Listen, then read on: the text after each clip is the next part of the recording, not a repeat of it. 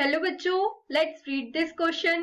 The question says in a certain electronic transition from the quantum level n to the ground state in atomic hydrogen in one or more steps, no line belonging to the bracket series is observed.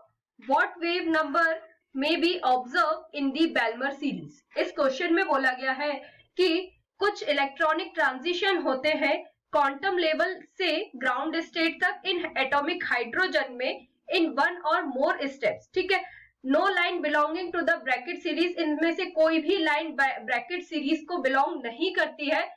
तो यहाँ पे हमें बताना है कि क्या wave number होगा जो हम बाल्मर सीरीज में ऑब्जर्व करते हैं. ठीक है, तो इस क्वेश्चन में हमारा की कंसेप्ट क्या हो जाएगा? Balmer series. So first right the key concept of this question is Balmer series.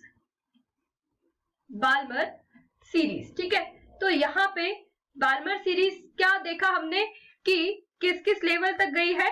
अगर हम देखें तो यहाँ पे अगर हम ये लेवल ड्रॉ कर लेते हैं, ठीक है, ग्राउंड स्टेट से ग्राउंड स्टेट में n की वैल्यू क्या होगी हमारी 1, सेकेंड में n2, देन n3 और हाईएस्ट एक्साइटेड स्टेट में n4 होगी. ठीक है, तो यहाँ पे हमें क्या बताना है कि 3 से सेकेंड लेवल तक और 4 से सेकेंड लेवल तक जो ट्रांजिशन हुआ है उसमें हमें वेव नंबर कैलकुलेट करना है. ठीक है, कौन कौन सा?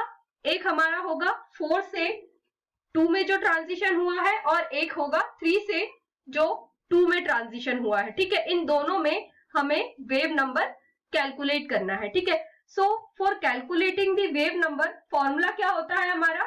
New is equals to 1 by lambda equals to RH Z square 1 by n1 square minus 1 by n2 square. ठीक है, ये हमारा फॉर्मूला होगा. तो यहाँ पे न्यू क्या रिप्रेजेंट कर रहा है? Nu represent the wave number. Nu is equals to wave number. R represent the constant. R represent the Rydberg constant. ठीक है, और जो लैम्डा है वो यहाँ क्या रिप्रेजेंट करेगा हमें? Wavelength. Lambda represent the wavelength and n represent the different quantum level. different quantum level. ठीक है, वो क्या रिप्रेजेंट कर रहा है हमको? Atomic number. This is the atomic number. तो यहाँ पे हमें किसके लिए ये जो वेव नंबर कैलकुलेट करने का फॉर्मूला है, इससे हमें 4 से 2 में जो ट्रांजिशन हुआ उसके लिए और 3 से जो 2 में ट्रांजिशन हुआ उसके लिए हमें वेव नंबर की वैल्यू कैलकुलेट करना है. ठीक है, तो हम सबसे पहले किसके लिए देखेंगे? 4 से जो 2 में ट्रांजिशन हुआ है, 4 से 2 में जो ट्रांजिशन हुआ है इसके लिए हम वेव नंबर की वैल्यू देखेंगे. तो वेव नंबर का जो हमारा फॉर्मूला था 1 by lambda is equals to RH Z square 1 by n1 square minus 1 by n2 square. ठीक है, तो इसमें हम वैल्यू रखेंगे. यहाँ पे RH क्या है हमारा? रेडबर्ग कांस्टेंट है, R आ जाएगा. और Z स्क्वायर क्या है हमारा? फॉर हाइड्रोजन एटम के लिए 1 होगा, तो ये हो जाएगा हमारा 1. ठीक है, और यहाँ पे हम ब्रैकेट में क्या लिखेंगे? 4 से 2 में ट्रांजिशन हुआ तो यहाँ पे आ जाएगा हमारा n1 की वैल्यू आ जाएगी 2, तो ये आ जाएगा 2 स्क्वायर. n2 की आ जाएगी हमारी 4, तो ये आएगा हमारा 4 स्क्वायर. ठीक है, इसको जब हम कैलकुलेट करेंगे तो क्या आएगी वैल्यू? R ब्रैकेट में 1 by 4 minus 1 by 16 equals to R into 12 upon 4 into 16 equals to, यहाँ पे 4 से 12 कैंसिल आउट होगा, 3 आ जाएगा यहाँ पे और ये आएगा हमारा 3R बाय 16. ठीक है, ये किसकी वेव नंबर की वैल्यू आई. अब हमें किसके लिए देखना है?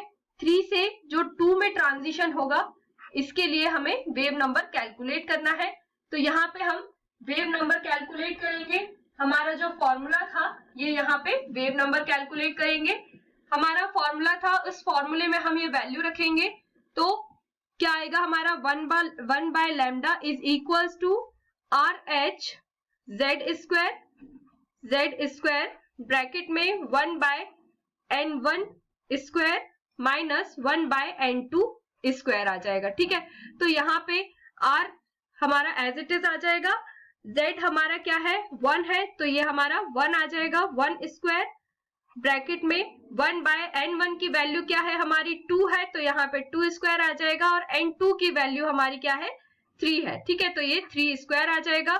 तो यहाँ पे जब हम लिखेंगे तो r ब्रैकेट में 1/4 माइनस 1/9 आएगा, और इसे जब हम कैलकुलेट करेंगे तो ये वैल्यू आएगी हमारी 5r/36। ठीक है, तो ये किसके लिए वेव नंबर आया हमारा 3 से 2 में जो ट्रांजिशन हुआ उसके लिए आया, और 3r/16 किसके लिए आया 4 से जो 2 में ट्रांजिशन हुआ। ठीक है, तो अब हम यहाँ पे ऑप्शन देख लेंगे, हमारा करेक्ट ऑप्शन क्या होगा। करेक्ट ऑप्शन यहाँ पे हमारा होगा option number C, 5r/36, 3r/16. So the correct answer of this question is option number C is correct. Hope you understood it well. Best of luck.